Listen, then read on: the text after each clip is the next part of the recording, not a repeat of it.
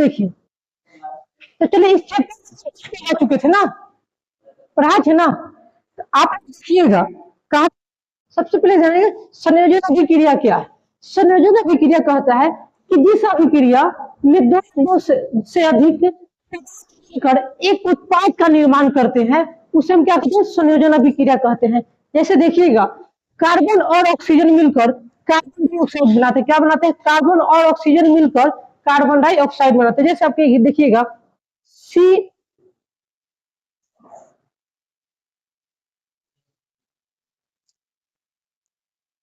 क्या है कि सी प्लस O2 मिलाकर CO2 बनाते हैं। जैसे देखिएगा COO मतलब O2 में से क्या करता है, एक साथ मिल जाता है। अब दोनों को जुड़ के क्या बनता है, CO2 बनता है ना, CO2 बनता है। इसी को क्या है, संयोजन। मतलब दो अलग अलग जो है पदार्थ टूट कर एक पदार्थ बन जाता है, इसको क्या होता है, संयोजन। संयोजन का मतलब कि एक पदार्थ दूसरे पदार्थ से जुड़ जाना। क्या है, संयोजन के पदार्थ के एक पदार्थ जो है दूसरे पदार्थ से जुड़कर एक नया उत्पाद का निर्माण करता है, उसे हम क्या कहते हैं, संयोजन अभिक्रिया कहते हैं। जैसे आप देख रहे हैं कि C प्लस O2 अलग अलग है, आई जुड़कर क्या बना रहा है, CO2 कार्बन डाइऑक्साइड बना रहा है। अगला है अपघटन या वियोजन अभिक्रिया। तो आपका संयोजन अभिक्रिया के विपरीत होता है। संयोजन अभिक्रिया में क्या होता है कि दो अलग जो है वो जुड़कर एक हो जाता है, दो अलग यौगिक जुड़कर एक हो जाता है। लेकिन इसमें क्या है, उसका अपोजिट है, मतलब उसका सेम विपरीत है। इसमें क्या है कि एक जो है यौगिक टूटकर अलग अलग दो चीज बना देते हैं। एक पदार्थ टूटकर अलग अलग दो चीजों का निर्माण करता है, इसको हम वियोजन या अपघटन अभिक्रिया कहते हैं। जैसे देखिएगा विपरीत होती है। इसमें एक अकेला पदार्थ टूटकर दो से अधिक पदार्थ को सरल उत्पाद बनाता है। मतलब कहने का मतलब वियोजन में है कि एक पदार्थ टूटकर एक दो या दो से अधिक पदार्थों का निर्माण करता है, इसको क्या बोलते हैं, वियोजन अभिक्रिया बोलते हैं। जैसे देखिए, कैल्शियम कार्बोनेट को जब गर्म करने पर कैल्शियम ऑक्साइड और कार्बन डाइऑक्साइड गैस का निर्माण होता है। कैल्शियम कार्बोनेट को जब गर्म करते हैं, ये देखिए कैल्शियम कार्बोनेट है, इसको गर्म कर रहे हैं तो calcium oxide plus carbon dioxide दो चीज का बन रहा है। जैसे देखिएगा, कहने का मतलब हुआ कि यहाँ ए बी था पहले, ई टूट कर क्या बन रहा है, ए प्लस बी बन जा रहा है, ए प्लस बी। समझ रहे ना, तो ए आपका क्या हो, विघटन कर रहा है, ए बी टूट कर ए बी बन रहा है ना, ये क्या हो गया आपका विघटन या वियोजन अभिक्रिया है। अपघटन या वियोजन बोल दीजिए इसको, अभिक्रिया है। अगला देखते हैं,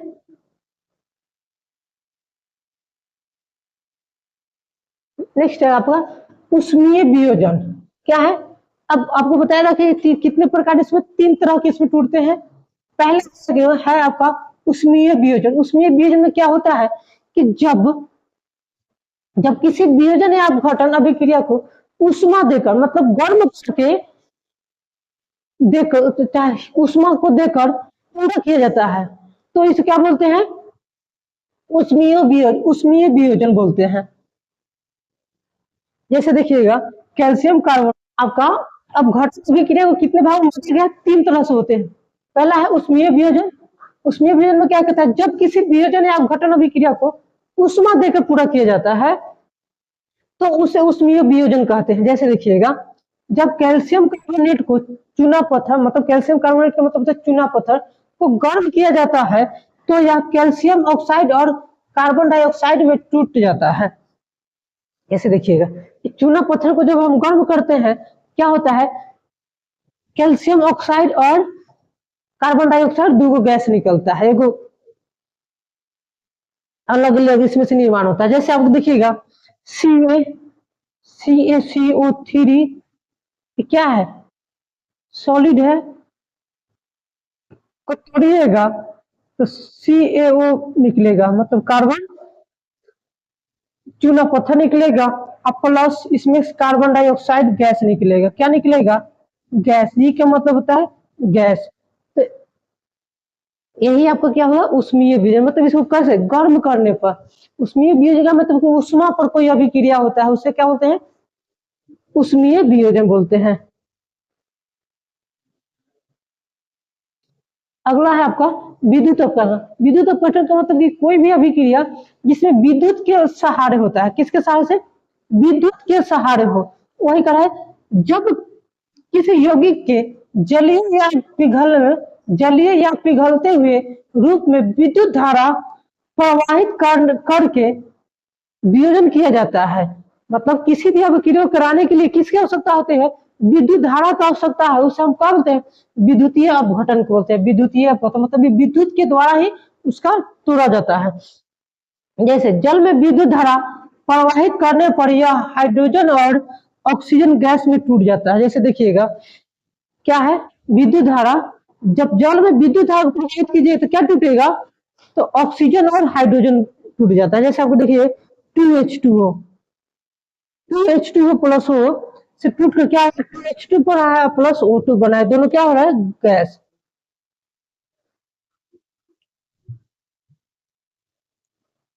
आप तीसरा है इसका क्या है? प्रकाशीय वियोजन। प्रकाशीय मतलब जो भी अभिक्रिया प्रकाश के रूप में होता है, प्रकाश के माध्यम से होता है, उसे हम प्रकाशीय वियोजन बोलते हैं। जैसे देखिएगा जब वियोजन की अभिक्रिया सूर्य के प्रकाश की उपस्थिति में होती है तो इसे हम प्रकाशीय वियोजन बोलते हैं। क्या? कोई भी अभिक्रिया कराने के लिए किसकी आवश्यकता होती है? प्रकाश की, सूर्य के प्रकाश की आवश्यकता होती है, तो अब इसको क्या बोलते हैं? हम प्रकाशीय वियोजन बोलते हैं। जिसमें देखिएगा सूर्य के प्रकाश में जिसमें सिल्वर क्लोराइड धूसर रंग का मतलब ग्रे कलर का हो जाता है, क्योंकि प्रकाश के प्रभाव से यह सिल्वर और क्लोरीन में वियोजित हो जाता है। जबकि है सिल्वर क्लोराइड है ना, धूसर रंग का हो जाता है। कैसा हो जाता है? धूसर रंग का हो जाता है। क्यों? क्योंकि प्रकाश के प्रभाव से यह सिल्वर और क्लोरीन में वियोजित हो जाता है। आगे हम देखेंगे। अब आपका आ जाता है विस्थापन अभिक्रिया। विस्थापन अभिक्रिया क्या कहता है कि इस अभिक्रिया में अधिक क्रियाशील वाले तत्व जो होते हैं ना, अभिक्रियाशील कह रहा है, एक बार ध्यान से सुनेंगे। इस अभिक्रिया में अधिक क्रियाशील मतलब ज्यादा अधिक अभिक्रियाशील तत्व कम अभिक्रियाशील तत्व को उसके यौगिक में विस्थापित या हटाकर उसका स्थान ले लेता है। कहने का मतलब कि आप दोनों आदमी अगर हैं, जिसमें से अगर आगे पीछे जैसे होता है ना कि 3 आदमी हैं आप, उसमें जो आगे को बैठने के लिए सब झगड़ा करेगा, मान ले कि तो जिसके पास ताकत होगा उसको हटाकर उसके जगह पर बैठ जाएगा फर्स्ट वाला। या तो अमित बाबू हैं कि तनवीर को उठा के बीच में रख देगा, वो अपने बैठ जाएगा। क्यों? क्योंकि अमित बाबू तनवीर बाबू को उठा के रख सकते हैं, उनकी ताकत ज्यादा है।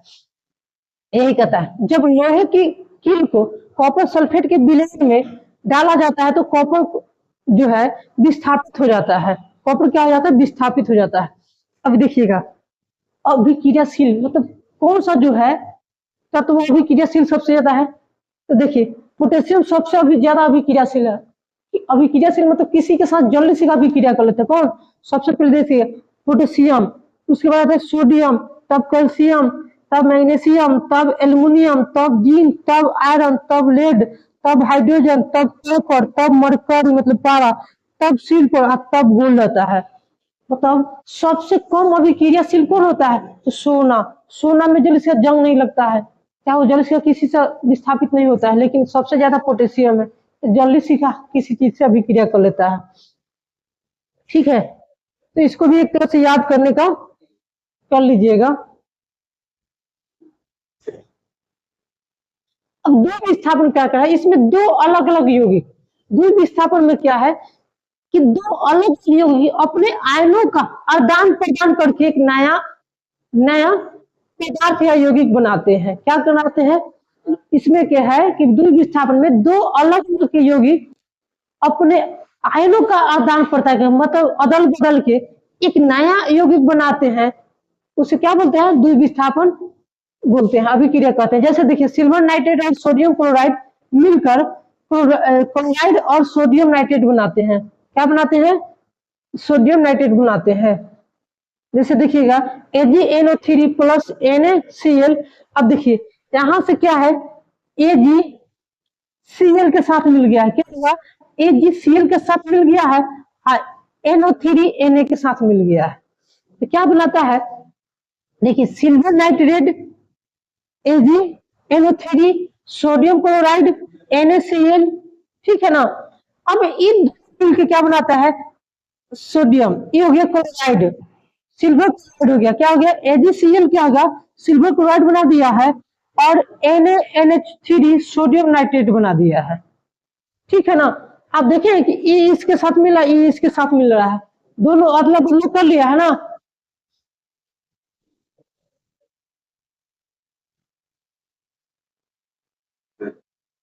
अब देखिए, उपचयन एवं अपचयन अभिक्रिया।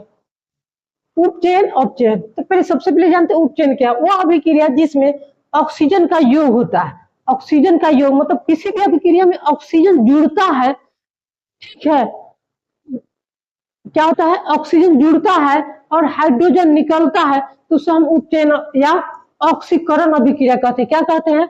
उपचयन या ऑक्सीकरण अभिक्रिया कहते हैं। इसमें क्या है कि ऑक्सीजन जुड़ता है और हाइड्रोजन निकलता है या घटता है, जिसको बोलते हैं ऑक्सीजन जुड़े, उसको बोलते हैं उपचयन या ऑक्सीकरण। और वही जो है अपचयन, अपचयन में क्या है कि ऑक्सीजन का ह्रास होता है, मतलब ऑक्सीजन की कमी होता है, हाइड्रोजन का योग होता है, हाइड्रोजन का जुड़ जाता है। हाइड्रोजन अधिक होता है या हाइड्रोजन जुड़ता है, ऑक्सीजन घटता है। जैसे देखिएगा, इसमें है क्या है? ZNO, ठीक है ना, प्लस CO। जब अभिक्रिया करते हैं तो Zn रह जाता है, Zn की जगह पर Zn रह जाता है, लेकिन जो O है C के साथ जुड़ जाता है। क्या है? C के साथ जुड़ जाता है। अब इसमें देखिएगा, इसमें क्या है? अभिक्रिया की तो इसमें ऑक्सीजन का वृद्धि हो ना, ये ना O था यहाँ एगो, लेकिन यहाँ कौन सा है? दूगो, तो बढ़ रहा है, ऑक्सीजन बढ़ रहा है, तो ऑक्सीजन जब बढ़ता है तो क्या होता है? उपचयन। ऑप्शन, ऑक्सीजन जब बढ़ता है तो क्या होता है जी? उपचयन। ऑक्सीजन जब घटता है तो क्या होता है? अपचयन। अब देखिए यहाँ से इसको देखिए, ऑक्सीजन है, हाइड्रोजन है एगो, तो ऑक्सीजन का कमी है ना, तो इसको बोलते हैं अपचयन अभिक्रिया बोलते हैं। तो इतना ध्यान रखिए, जिसमें ऑक्सीजन का मात्रा बढ़ता है उसको उपचयन, जिसमें ऑक्सीजन का मात्रा कम होता है उसको क्या बोलते हैं? अपचयन बोलते हैं। ऐसा कोई दिक्कत नहीं। चलिए,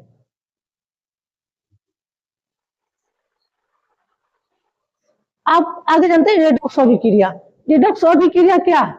वैसी अभिक्रिया जिसमें उपचयन और अपचयन दोनों अभिक्रिया साथ साथ होता है, उसको क्या बोलते हैं? रेडॉक्स अभिक्रिया बोलते हैं। कह रहा है इसमें ऑक्सीकरण और अपचयन दोनों वही है। किसी भी पदार्थ देखिएगा, यह दोनों प्रक्रिया जो साथ साथ होता है, इसीलिए इन्हें रेडॉक्स अभिक्रिया कहते हैं। उपचयन और अपचयन की अभिक्रिया जब एक साथ होता है, इसको क्या बोलते हैं? रेडॉक्स अभिक्रिया बोलते हैं। कोई दिक्कत?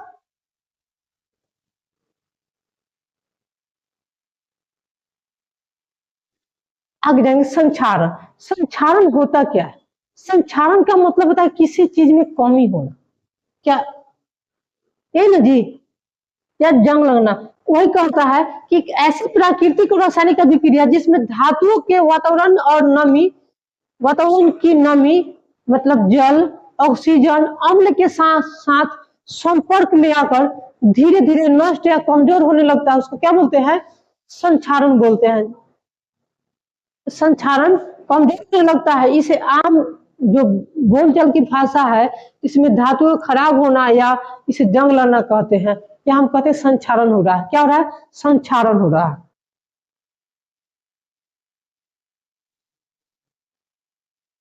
अगला देखें, संक्षारण के प्रमुख उदाहरण, जैसे लोहे पर जंग लगना। लोहे पर जंग लगना क्या है? संक्षारण का उदाहरण है। उसके बाद चांदी का काला पड़ना, चांदी का काला पड़ना ये भी क्या है? अब चांदी का कोई चीज है, ये जब काला हो रहा है तो क्या करेगी? संक्षारण हो रहा है। लोहे के या तांबे के बर्तन का हरा होना, ये भी क्या है? संक्षारण का एक रूप है। अब देखिए, लोहे पर जब लोहे की नई वस्तुएं जैसे ग्रिल, दरवाजा कुछ समय तक खुले रहती है, तो हवा और नमी के साथ अभिक्रिया करके एक भूरे रंग का परत बना लेता है। क्या है कि जब हमारी ग्रिल या दरवाजा या कील जो होता है, आप कभी देखते हैं कि कांटी उटी जो उसको बोलते हैं कील, वो खरीद के लाते तो खूब जो चमचमाते हुए रहता है, लेकिन जब आप रख देते तो कैसा हो जाता है, भूरा हो जाता है। क्या कि हवा और नमी के साथ क्या होता है, अभिक्रिया करके वो संक्षारण हो जाता है, उसके ऊपर एक परत चढ़ जाता है। कैसा परत? तो वही जो परत चढ़ता है उसको बोलते हैं संक्षारण। और संक्षारण जो है, लोहे का रंग कैसा हो जाता है, भूरा हो जाता है। जब लोहे पर जंग लगता है तो कैसा हो जाता है, उसका रंग कैसा हो जाता है। अब वही जब चांदी का काला पड़ता है, चांदी पर जब जंग लगता है तो कैसा हो जाता है, चांदी करने लगता है। वही जब तांबे के बर्तन पर जब संक्षारण होता है तो कैसा होता है, हरा दिखता है। तो ये सब आपसे पूछा जाता है कि जब तांबे के बर्तन का किसी धातु से या किसी चीज से अभिक्रिया करता है तो उसका रंग होता है, हरा होता है, लाल होता है, काला होता है। तो कैसे होता है जी, हरा होता है। ये आपका 1 नंबर, ये समय पूछ दिया जाता है। अगला प्रश्न है आपका, संक्षारण संक्षारण से बचाव। किसी भी चीज को अगर संक्षारण से बचाव के लिए क्या करेंगे, जो संक्षारण में से बचाने के लिए निम्नलिखित उपाय किए गए हैं। धातु की सतह पर कोई भी चीज अगर धातु का है तो उस पर क्या करेंगे, पेंट कर देंगे। धातु जैसे लोहा हुआ उस पर क्या करेंगे, पेंट कर देंगे। लोहे पर जस्ता की परत चढ़ाकर, इसे गैल्वेनीकरण कहते हैं। लोहे पर जब जस्ता हम चढ़ाते हैं तो उसको क्या बोलते हैं, गैल्वेनीकरण बोलते हैं। और धातु पर ग्रीस या तेल लगाकर, धातु पर क्या करेंगे, ग्रीस या तेल या जस्ताकरण का या की पतली परत चढ़ाकर, जिसको गैल्वेनाइजेशन करके या धातु की सतह का और पेंट करके। जैसे यही आपका जो है धातु का, उसको कला से पेंट किया गया है इसलिए जंग नहीं दे रहा है। मान लिया जाए कोई चीज है इसी पे पेंट है इसलिए इसका कलर ऐसा है, उस पर हरा पेंट किया गया है, क्यों, क्योंकि जंग न धरे। तो आपको ये सब क्या है, धातु की सतह पर पेंट लगाकर, लोहे की धातु की सतह पर क्या करना है, पेंट लगाना है, या धातुओं पर ग्रीस या तेल लगाकर उसके साथ साथ लोहे पर जस्ते का परत चढ़ा देना है। ये सब क्या है, इससे क्या होगा, संक्षारण होने से बचा जा सकता है।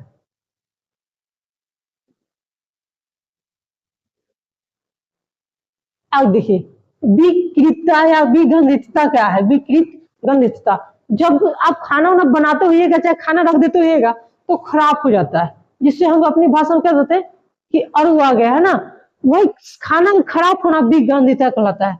वसा या तेल से बने खाद्य पदार्थ के वायु संपर्क में आ जाने पर, जब हम कोई भी चीज वसा या तेल में खाना बनाते हैं, खाद्य पदार्थ बनाते हैं, तब वायु के संपर्क में आने पर उपचयित होकर खराब हो जाता है। उपचयित होकर मतलब ऑक्सीकृत होकर खराब हो जाता है।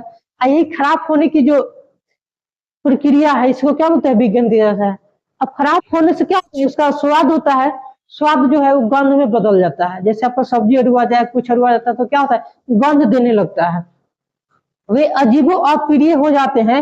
यह प्रक्रिया भोजन को खाने से अयोग्य बना देते, खाने के अयोग्य बना देते हैं। लेकिन खाने के लायक रहता है क्या जब हो जाता है तो नहीं, वही करा खाने के अयोग्य बना देते हैं।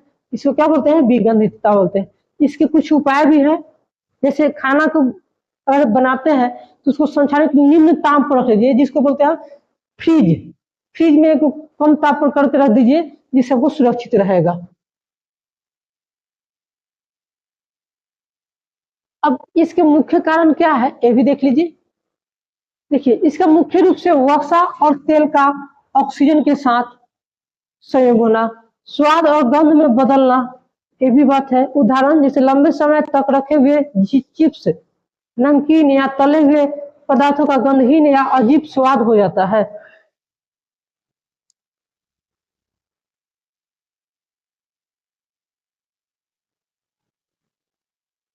अब देख लीजिएगा विगंधितता से बचाव के उपयोग, ये बहुत इंपॉर्टेंट है। क्या है आपका, बहुत ही इंपॉर्टेंट है। कहता है कि प्रति ऑक्सीकरण, ऑक्सीकरण के पीछे जो है उसको प्रति ऑक्सीकरण करना मतलब उसको बचाने का उपाय। खाद्य पदार्थों में प्रति ऑक्सीकरण पदार्थ मिलाकर, जैसे हम कुछ चीज उसमें मिला दे, या वायु वायु से रुद्ध जो होता है डिब्बा, जिसमें वायु का न जा सके। जैसे खाना को हवा बंद डिब्बे में रखना, मतलब वैसे जगह पर खाना को रख देना जिसमें हवा ना पहुंचे, तो वहां पर क्या होगा, आपका खाना क्या होगा, सुरक्षित रहेगा। उसके साथ नाइट्रोजन गैस, जैसे जिस चिप्स के पैकेट में देखते हैं ऑक्सीजन को हटाकर क्या होता है, नाइट्रोजन गैस भर दिया जाता है ताकि ऑक्सीकृत न हो।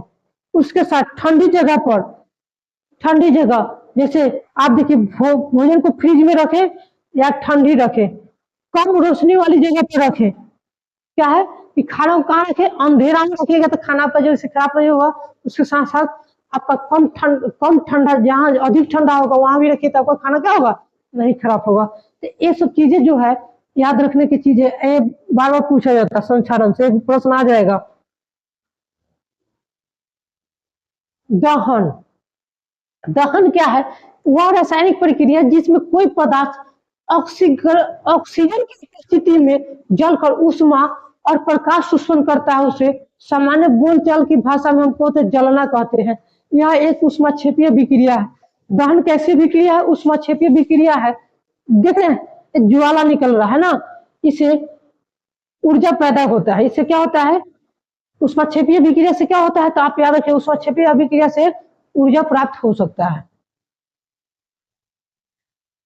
दहन के लिए आवश्यक शर्त, दहन मतलब किसी चीज को जलने के लिए किस किस चीज की आवश्यकता है, तो सबसे पहले जलने के लिए तीन चीज मुख्य होता है। तीन चीज क्या है, दहनशील पदार्थ जैसे लकड़ी, कोयला, एलपीजी, पेट्रोल, ये सब क्या है, ये सभी है।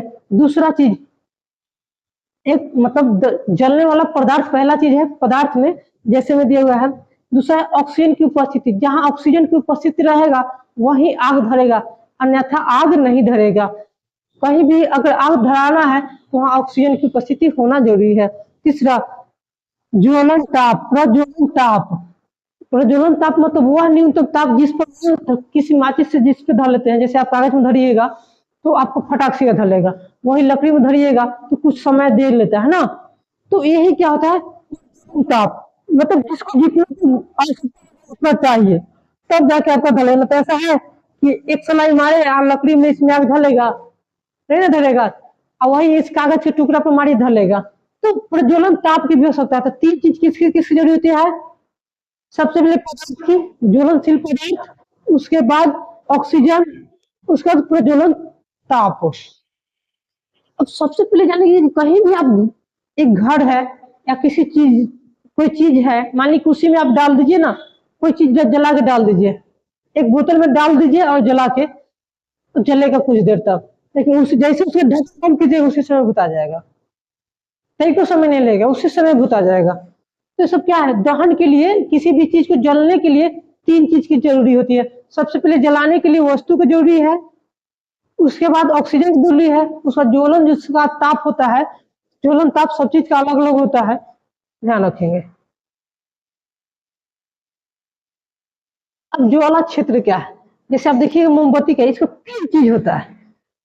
सामान्य तो मोमबत्ती के लौ की मुख्य रूप से तीन भाग में बांटा गया है, बाहरी क्षेत्र, मध्य क्षेत्र और आंतरिक क्षेत्र। जैसे आप देखिएगा इसमें तीन चीजें हैं। सबसे जो है बाहरी क्षेत्र दिख रहा है, नीला नीला दिख रहा है ना, कि जो है कार्बन की अधिक मात्रा है ना, इसलिए नीला दिखाई देता है। मध्य बीच में भाग देखिएगा कैसा है, पीला है, ठीक है। अगर उसके नीचे का जो आंतरिक क्षेत्र दिख रहा है कैसा दिख रहा है, बाती काला। तो यही सब चीज है। यह सबसे गर्म भाग होता है, बाहरी क्षेत्र जो होता है सबसे गर्म भाग होता है, जो नीले रंग का होता है, और यह ईंधन का पूर्ण दहन होता है। यहाँ ईंधन का क्या होता है, पूर्ण दहन, मतलब कोई भी ईंधन पूरी तरह से जलता है तो कैसा लाइट देगा आपका, लाइट देगा आपका नीला कलर का। मध्य क्षेत्र कैसे होता है जी, पीले रंग का होता है और चमकदार भाग होता है। यह आंशिक दहन होता है, मतलब कम रूप से, कुछ महत्व कम रूप से कहा जाए इसका दहन होता है। उसका आंतरिक क्षेत्र यहाँ भी बाती के बिल्कुल पास काला या उसके अंदर का हिस्सा होता है, जहाँ कोई दहन नहीं होता है। जैसे यहाँ देखिए कोई दहन हो रहा है, नहीं हो रहा है, तो यही होता है।